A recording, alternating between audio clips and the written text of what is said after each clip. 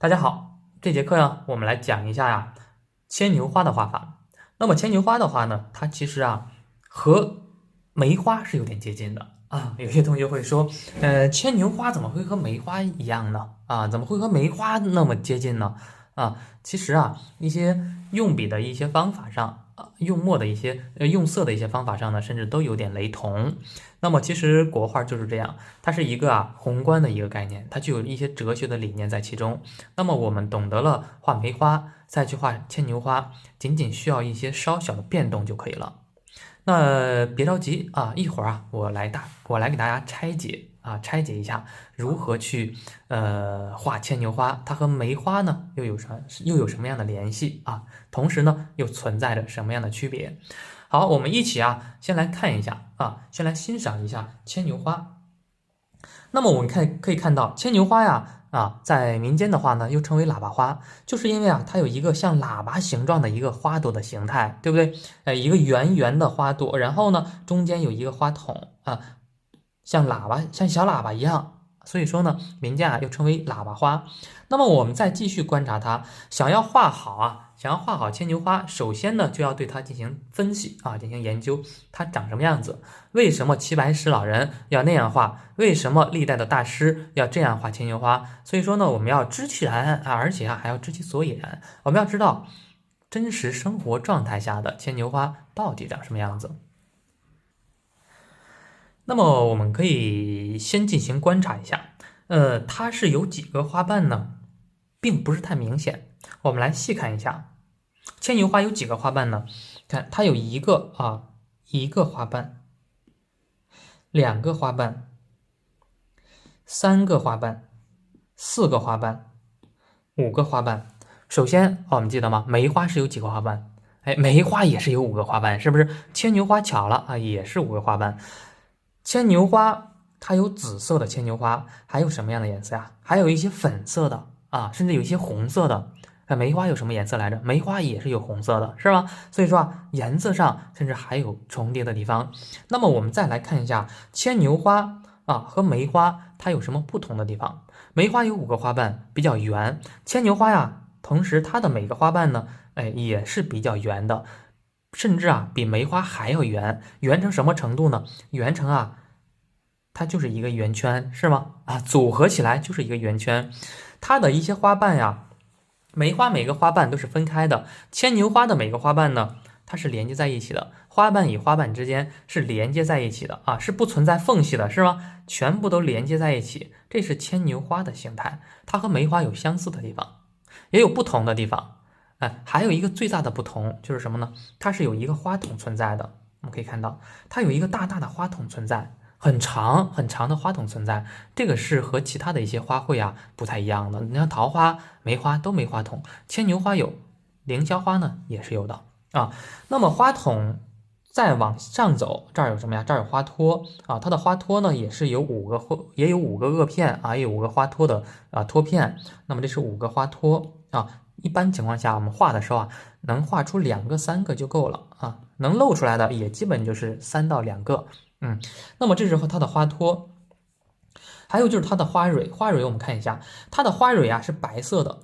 白色的花蕊呢，在白色的花筒里面不明显。通常情况下呢，我们在艺术化的处理过程中，通常会把花蕊把它画成重颜色，画成墨色的，甚至说呢可以画成比方说紫色里面加点墨红色的呢我们就红色里面，对吧？红色的牵牛花我们就红色里面加点墨，在这儿点上一个花蕊，显得会更加生动。这是艺术化的处理的一些方式。那么花朵我们知道长什么样子了，接下来我们开始画它，看一下它的藤蔓叶子。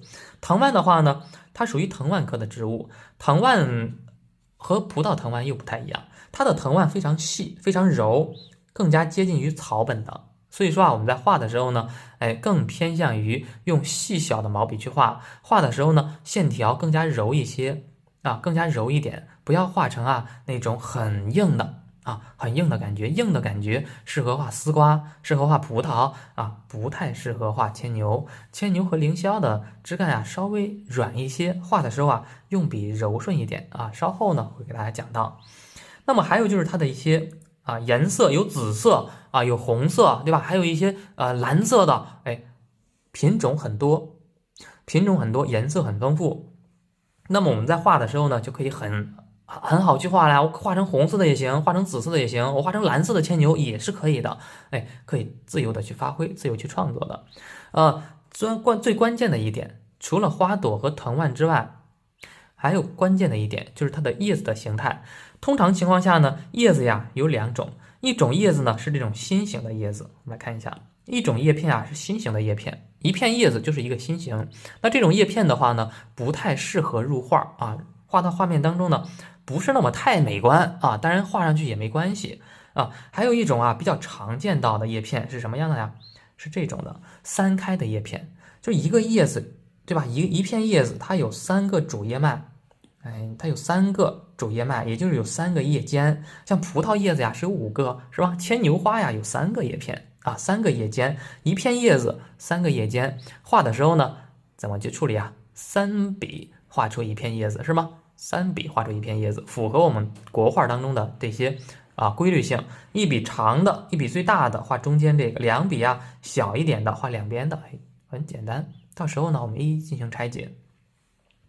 好，还有就是它的一些小的花苞了。小花苞的话呢，就是没有开放的小花苞，一个小小的倒锥子形，对吧？一个小小的倒锥子形，就这样一个小结构就可以了。当然，有些即将开了一点点的，上面啊，它是还有一个类似小子弹头一样的什么呀？一个颜色的带颜色的小花苞啊，带颜色的小花苞。那接下来啊，我给大家来拆分来讲一下牵牛花应该如何去练。画成幅作品之前呢，我们还是要先分解来练一下就是说练一下花头，练一下叶子，练一下藤蔓。首先我们开始先练习花朵花朵的部分，也是最漂亮的地方。可以用什么颜色呢？可以用曙红颜色。我们今天呢，主要讲红色系列的牵牛花。红色系列牵牛花呢，可以用到曙红颜色加上一个胭脂颜色，这2种颜色，曙红加胭脂2种颜色一个是胭脂，一个是曙红。那么这2种颜色呢，就可以画出牵牛花的基本形态。还有一个颜色会用到太白颜色，太白颜色呢是画里面的花心的地方。那么它的叶子以及花托的话呢，还会用到花青还会用到花青色，以及呢还会用到藤黄颜色，花青藤黄调成的草绿，适合画它的一些花托。把颜色呢，我们可以先调好。好，调好以上这些颜色之后我们可以开始进行刻画牵牛花了那怎么画牵牛花呀？牵牛花呀，其实不难注意用笔的方向，也是5个花瓣，对不对？调颜色的时候和梅花是有点接近的。先调一个曙红颜色，和红梅是有点接近的。先调一个曙红颜色，然后笔尖上大家注意，曙红颜色呢调到往里面多调一些，调到笔肚的地方都可以，多调曙红。笔尖上调一点点的胭脂颜色。然后呢，我们开始练习花苞。花苞很简单，就是在这儿点一个点儿，笔尖朝上向下点一个点儿，这就是花苞，很简单对不对？有些花苞长一点，有些花苞呢可能短一点，胖一点这都是牵牛花的花苞很简单，就不再过多去讲述了。当然方向感是可以产生变化的，比方说我朝这边一个花苞行吗？我朝这边一个花苞行吗？都没问题，方向随意去发挥。主要讲呢牵牛花牵牛花的它的形态。画的时候我们都知道它是5个花瓣，画的时候呢，画这个牵牛花的时候就可以参考画梅花的感觉，只不过呢这些花瓣要把它连在一起我来示范一幅先。画的时候前面就是侧面的梅花，我们怎么画来着1、2、3、4、5，对吧？这是侧面的梅花。牵牛花怎么画呀？牵牛花在这个基础上加以变化，注意这个规律，也是这2笔连接上，这2笔我们是断开去画的。画牵牛的时候呢，连接上。牵牛花画的个头要大一些，1、2，把这2笔把它连在一起，不要抬起笔来再重新出，而是画下去之后抬笔直接转折，2笔把它连在一起。然后啊，后边3笔也要连在一起。大家注意，一笔是一个小的侧锋啊，这一笔也是看笔尖朝左，从这儿连过来一点，然后啊再侧锋按下去，切下去，侧锋，然后这儿的话呢也是看连一下，侧锋，哎，收一下，把它连在一起，这就是一个牵牛花，简单了，是不是蛮简单的呀？只不过把这5个花瓣连在一起了啊，只不过把这5个花瓣连在一起了。很简单，牵牛花的上面的形态我们就完成了。多练啊，虽然简单，但是啊，还是需要大家呀有一定的时间要去练习一下才行。别看老师画的哦太简单了，自己呢要进行多练。我再示范一遍，大家呢可以反复的去看一下这个课程。这个是一个朝上面开的，我再来画一个啊朝左边开的，朝左边开的也是一样的，1啊2。是吗？2笔连在一起，因为它的花瓣都是连在一起的，我们画的时候呢也要连在一起，是不是？然后第3笔看，从这儿往外切一下，侧锋滑下去，往外切一下，侧锋滑下去，往外切一下，侧锋滑下去，中间呀要留有空白，中间是那个花筒的位置是吗？中间啊要留有一些空白，最后啊我们要用钛白色去提它，这是花朵的一个边缘啊，外轮廓，这个是朝左边的。你说我朝右边能长一个吗？没问题啊。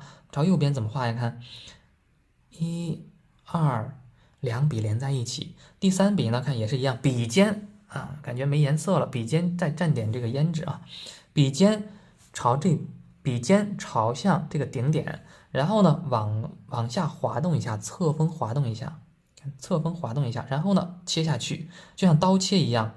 滑动一下，切下去啊，滑动一下，对吧？切下去，哎，一个小牵牛花的这个上边部分就画好了，很简单。还有一些小牵牛花呢，我们是画背面的，对吗？背面的牵牛花怎么画呀？啊，背面牵牛花呀，很简单，我们来画一个，1、2、3啊，就够了，3笔就够了。然后呢，把它这些边缘啊。给它连接起来就行啊，连接起来就行。然后呢，我们开始画它的花筒。画花筒之前啊，我们先画它的花托。就是呢，我们不需要先画花筒了啊，我们先干嘛？先画它的花托。花托画的时候啊，先用一个花青调一个藤黄颜色，调成一个草绿颜色。调好草绿颜色之后啊，笔尖上呢，当然可以适当加点墨啊，草绿加点墨。画它的花托，花托呀很简单，2到3个花托就行。注意用笔的时候是尖上细一点，底下呢粗一点，尖上细一点，底下粗一点，这就是它的一个花托。当然你说我画3个行吗？我中间再加一个没问题啊，2到3个都是可以的。虽然没有画上花筒，但是呢，有没有一种笔断意连的感觉啊？有没有一种已经收进来的感觉？这就是咱中国画的魅力。虽然没画，但是呢。却给人一种有了花筒的感觉。旁边这个也是一样，顺势去画啊，顺着这个势去画它的花托。哎，简单的2笔就行。这边的话呢也是一样，1、2就可以了。这边的话呢也是一样，看1、2，哎，你说3行吗？也可以的。然后啊，我们再找一根毛笔。或者是呢，把这根毛笔涮干净也行啊。如果说有2根就更好了，是吗？2根的话呢，我们就可以换着用了。调一个淡淡的，哎，调一个淡淡的红颜色，非常浅的一个红颜色啊。把毛笔吸干净一点啊。比如我们找一张纸，对吧？或者找纸巾也行。哎，找这个纸巾呢，我们呢，或者找废纸都可以，在废纸上啊吸毛笔，不要让它这么多水分。调一个淡淡的曙红色，然后啊，从这个花瓣的周围给它连接下来，哎，给它连接下来，这儿也是一样，哎，从这儿啊连接到它的花托位置，用笔要适当干一点，不要太湿，用笔适当干一些，从这儿连接下去，从这儿连接下去，哎，从这儿连接下去，从这儿连接下去，这边用笔稍微重一点，这边呢用笔啊轻一点，虚一点啊，快速的，这边用笔慢啊，按下去，刷一下提起来，按下去，刷一下提起来，这就够了啊，这就可以了。这些都是正面的、侧面的，这个呢是一个背面的啊。那画好以上这些之后呢，我们可以找一根，这个点墨成金啊，中号的。我们画花朵的时候呢，可以用中号，也可以呢用这个大号都行。然后呢，现在啊，我们用一个中号的，中号的怎么办呀？中号的这根啊，让它调一些太白颜色啊，调一点点太白颜色，注意水分不要太大。笔尖上调点太白，然后呢，开始刻画它里面的这些白色啊，就顺着这些我们流出来的这些啊，给它染一染就行啊，对吧？把这些花纹给它染一染就可以了。底下的部分呢，也可以啊，简单的带一带，把它的花纹给它简单染一染就可以了。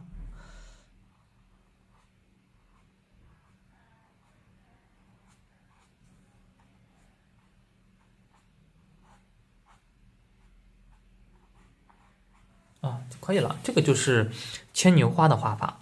那有同学可能会说，老师，我想画一个正面的，行吗？我这些都是侧面的，我想画一个正面的，行吗？正面的也是一样的画法，只不过呢，正面的就和那个梅花正面的也有点接近，只不过呢，这些每个花瓣和每个花瓣都连接在一起了。我来示范一下，正面的也是一样，看一个往外切一下。梅花稍微圆一点，梅花每个花瓣都圆，但是牵牛花呀，外轮廓比较圆，但是里面的话呢，它是比较尖一点的。从这儿再切一笔，往里面滑动；从这儿呢再切一笔，再往里面滑动啊，侧锋往里面滑。从这儿呢再往里面切，再往里面滑。看这是几个花瓣了？4个花瓣了是吗？旁边这儿啊再切一笔，5个花瓣，不要画多，也不要画少，这就是一个正面的牵牛花。把这些中间地方的边缘地方啊再给它连接一下啊，连接在一起，这就是一个正面的牵牛花。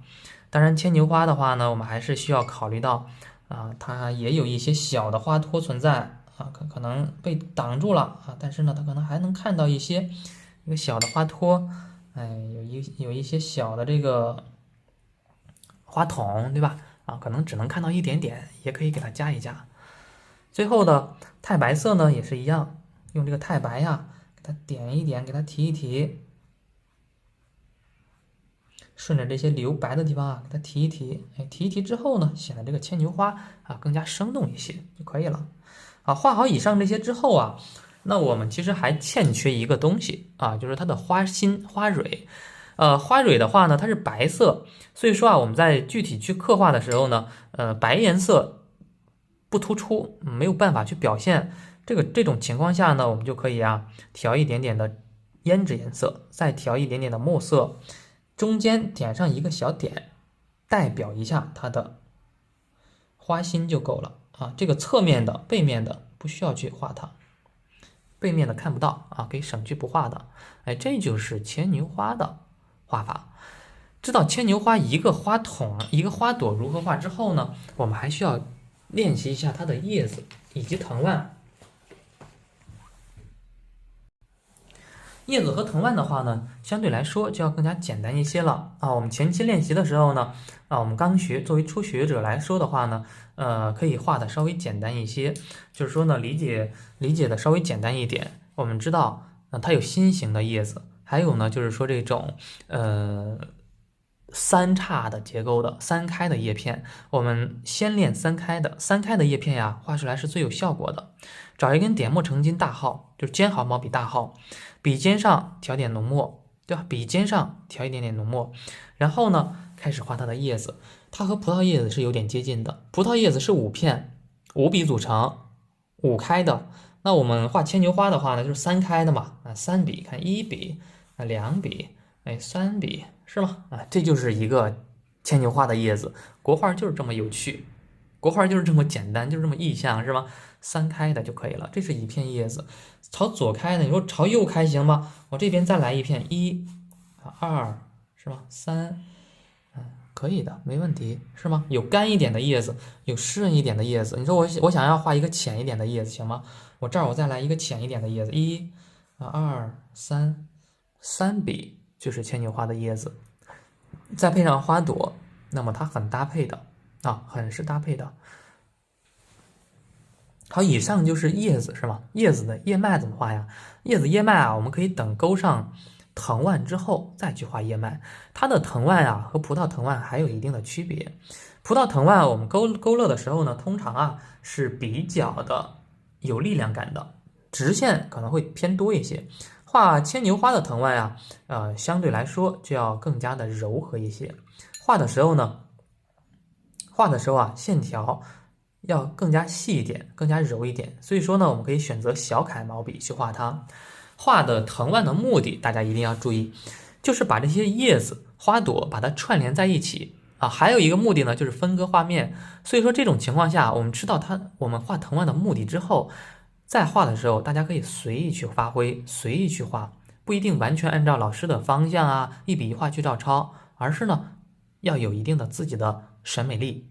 要有自己的一个独特的审美融合到画面当中去。画的时候啊，可以随意一些。那比方说我想从这儿画出一个藤蔓，哎，从这儿再长出去，从这儿啊，看这个叶子穿过去，不就连上了吗？又连接到这儿，连接到这个叶子上面，行吗？可以的，没问题。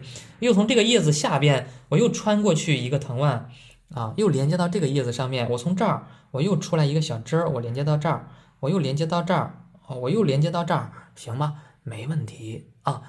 都可以的，就是我们在绘画藤蔓的时候啊，随意发挥，不要太刻板的去画。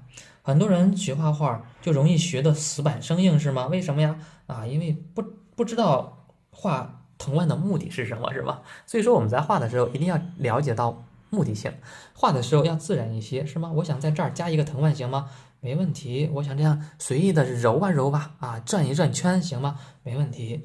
大家呀，自由去发挥。但是呢，我想要说一点，画藤蔓尽量用中锋啊，尽量用中锋的线条，出来的线条啊会更加的有力量感。当然，这是针对我们初学者来讲啊，初学阶段呢，我对大家的要求就是说，尽量用中锋行笔去画藤蔓，画出来更加有力量感。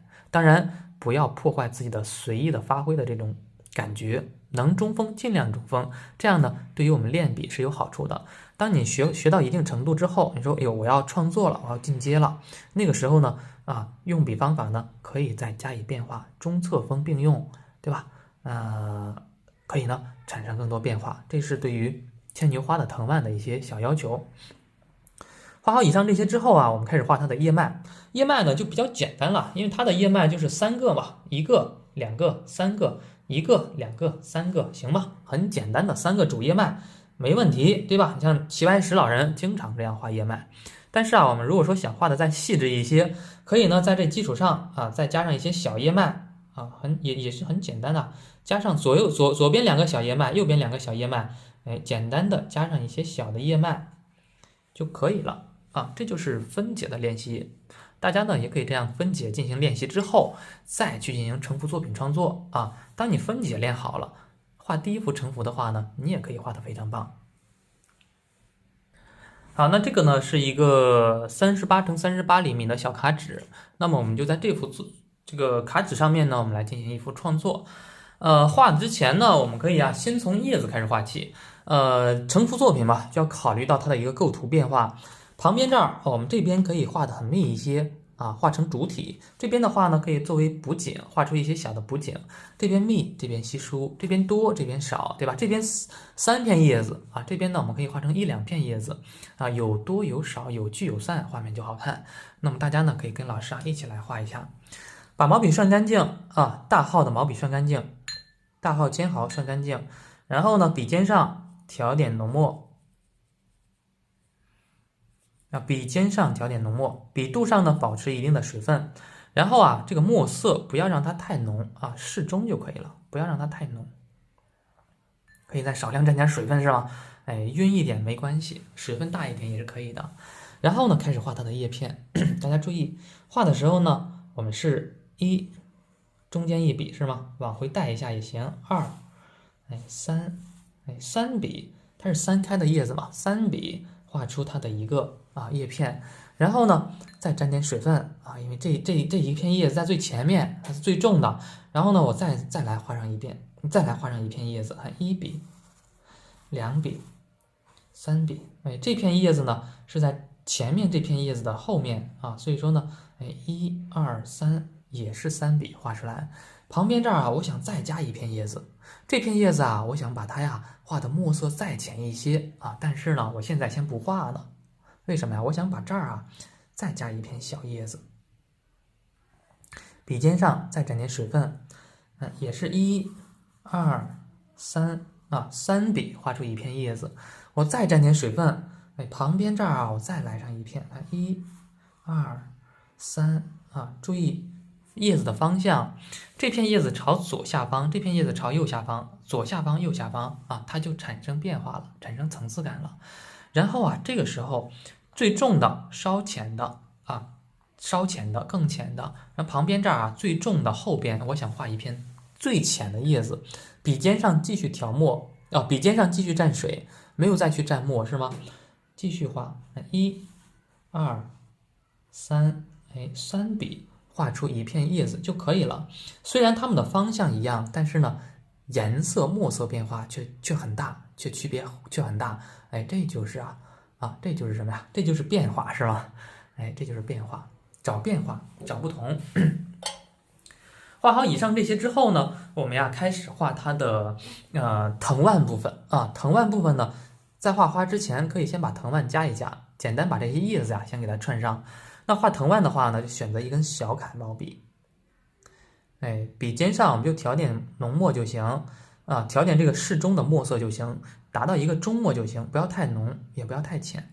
画的时候呢，随性去发挥，把这些叶子呀，我们把它串在一起就行。至于用笔的方向，你说我想，这样用笔，我想从这儿再穿一根，行吧，没问题。只要你想办法呀，把这些叶子呢，把它串联在一起就行。你说我转一圈行吗？没问题的啊。你想转圈就转圈，想怎么画呀就怎么画。我想在这儿再加上一些小藤蔓，行吗？没问题的，对不对？我想在下面，我再加上一些很细的藤蔓，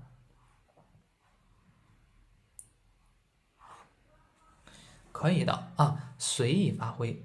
大家记住，画藤蔓随意发挥，你只要完成一个目的，把这些叶片连接起来了，那么藤蔓的目的就达到了一半啊，就已经完成了一半。第二个目的是什么呢？画藤蔓第二个目的是分割画面。分割画面怎么分割啊？大家可以看到，我通过这边的叶脉，然后连接起来了，是吗？然后也起到了一个分割画面的作用。这边留的空白面积很大，这边留的空白面积这边留的空白很大，这边留的空白是比较小的，有一个阴阳的变化，一大一小，画面分割出来它就好看。当然呢，我们还要继续分割，因为我们还要加花朵。加花朵完了之后呢，还要画藤蔓还是在继续分割画面的效果还是在分割画面的作用。那么我们还是就是刚刚调颜色的这个毛笔，先调曙红颜色，先调曙红色，然后呢笔尖上调胭脂，调好胭脂之后我们就直接开始画这个牵牛花了。牵牛花画的时候呢，真正去作画的时候随意一些。比方说，我想这儿来上一朵朝上的，1、2是吧？3、4、5，中间呀可以多留一些空白，这是一朵牵牛花的上半部分是吗？没有花筒的牵牛花，旁边这儿我还想再来上一朵，这个是朝上的，旁边再来呢，我就来一朵朝左上方、朝右上方的看画的时候呢，1、2连接起来这两笔，然后呢3、4、5是吗？就可以了，简单这样一带就可以了。中间这些缝隙感觉太大可以稍微的补一补。这就是牵牛花，对吧？这就是牵牛花的上半部分。旁边这儿呢，我觉得还有点空，我还想着把它再画上一个什么样的？再画上一个正面的，行吗？我在旁边我再画一个正面的。画的时候呢，用笔方法还是一样可以把这支毛笔调的扁平一些，切它画面怎么画呀？看，注意，往里面切一下这边呢往里面切一下，这边呢往里面切一下，这边也切一下。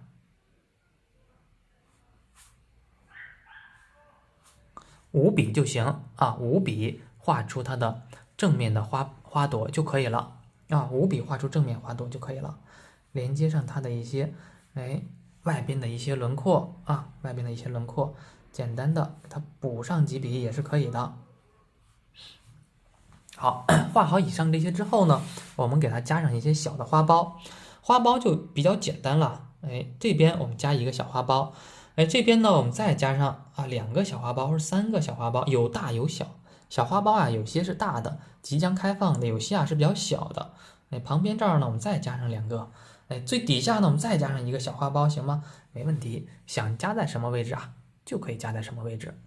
然后呢，我们开始画它的花托，对吧？把它的花托给它加一加，可以调一个花青加藤黄，调一个草绿色，然后把它的花托里面呢再加点墨，花托画上它。这边的花托呢，从这儿过来，边上细一点，中间粗一点，再这样走过去，轻轻一带。这边也是一样，周围细一点，中间粗一点，轻轻带上去。这边也是一样，这边也是一样。好，小花托给它加一加，有些地方呢可以3个小花托是吗？有些地方可以2个小花托就够了。画好以上这些花托之后呢，接下来继续开始往下画，调一个淡淡的红颜色，把它的花筒给它画上去。花筒这样一加，这朵小牵牛花它的形态呢就更加生动了。这个花托就不需要画了，它的花筒被挡住了，被盖住了，是可以不画的。正面可以画花筒，也可以呢不画，被挡住了，或者加上一点点也是可以的，对吧？就是说，不加的话呢，大家有时候觉得总少点什么是吗？想加也可以加上一点，不加也没问题啊，很灵活的去画画。然后呢，调太白颜色，换一根毛笔，调太白颜色，把它的这些花心给它提出来，像这个正面的花心里面的太白调的浓一点，给它带一带。画的时候呢，多画上它几遍也是可以的。把它这个花的形态呢，给它找出来，像一个海星一样是吗？像一个星星的形状一样。这边几个呢就比较简单了，因为他们画的时候已经留的很多，所以说呢，在画的时候不需要用很浓的太白，轻轻这样一带就可以了。底下的部分花筒的部分呢，可以直接用太白，或者是呢笔尖上也可以少量的来上一点这个红色调的比较粉一点是吗？把它的花筒稍微带点粉色画上去之后呢，也是很漂亮的。包括这些小花苞，最底下也可以加上一点太白，显得会更加生动。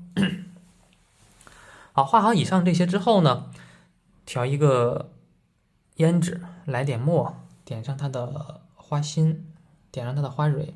花蕊我和大家说，胭脂加墨一定要调的浓一点，不要让它晕开。如果说大家担心它晕开，可以等它半干的时候即将干的时候再点它的花心就行。好，花心可以点1个点，也可以呢点2到3个。画好以上这些之后，继续画它的藤蔓。藤蔓的话呢，我们就把这些花朵也串联起来就行。串联花朵的时候我和大家说一下，也是草绿加点墨。串联花朵的时候呢，往往我们画牵牛花它都是3朵花或者4朵花或者2朵花从一个点上长出去。那比方说这2个花从这儿，它的小花柄是吗？这2个长在一起了，然后从这儿呢，我们再长出一个小藤蔓，从这儿一下长出来了2朵花，甚至说呢一下长出来了3朵花，是吧？从这一个点上一下长出来3朵花，它往往呢是这种情况出现的。所以说我们在画的时候呢，就可以参考自然界当中这些规律也给它点一点，也给它按这种方法呢去进行绘画，是吗？把它连接到叶子里面去就行。画藤蔓嘛，就是在起到连接作用是吗？想怎么去长就怎么去长，哎，就可以了，连接上就可以了。藤蔓的目的就是把它们连接在一起啊，记住这个最基本的规律。好多同学呢一直在研究这些用笔用墨是吧？哎，一直在考虑事情很多，但是啊，忘了最基本的一个它的一些最基本的特性啊。牵牛花藤蔓最基本的特点就是让它们连在一起啊，就够了。然后呢，继续往下刻画，画出叶子的叶脉，调一个浓墨。哎，画叶脉，叶脉怎么画呀？叶脉我们可以画的稍微细致一点的叶脉方法，加上主叶脉，然后呢两边啊再加一些小叶脉，加上主叶脉，两边呢加上一些小的叶脉就可以了啊，很简单的。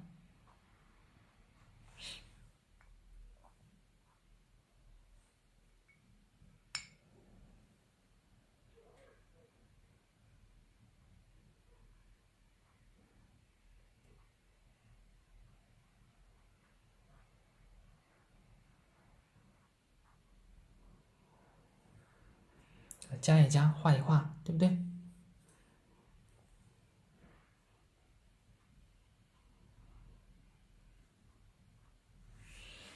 好，那这样的话呢，一幅牵牛花的作品吧，我们就可以完成了啊，很简单的一幅作品。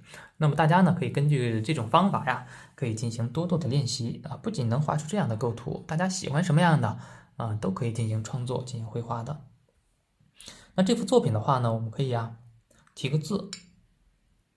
题字的话呢，可以题在这边啊。有些同学说，哎，老师这边比较多呀，这边啊空白很大啊，干嘛不题这边啊？这边啊空白很大，那我们要让它再大一点。这也是我们构图的一些方法和规律，就是说这边空白大，我们就让它更大一点，让它透气。这边的话呢，空白小，那我们呀让它再小一些啊，再小一些，密不透风，疏可走马，哎，就是这样来的。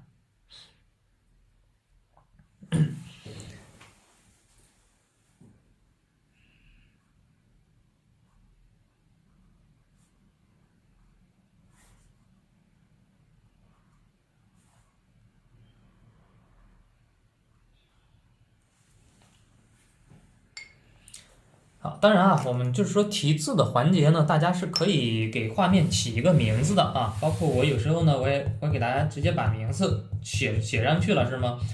可以给画面起个名字啊。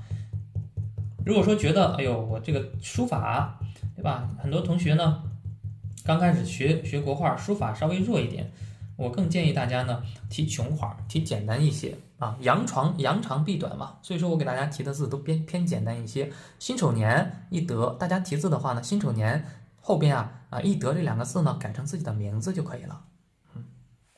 前期题字题的简单一些啊。当然你说这个画叫什么名字啊？我们可以给这幅作品起一个名字，对不对？如果说有书法基础的，那就更好说了啊。有书法基础的话呢，给这幅画起一个小名字，然后呢把这个名字加在前面，哎，都可以。好，今天这幅牵牛花的画法我们就讲到这里。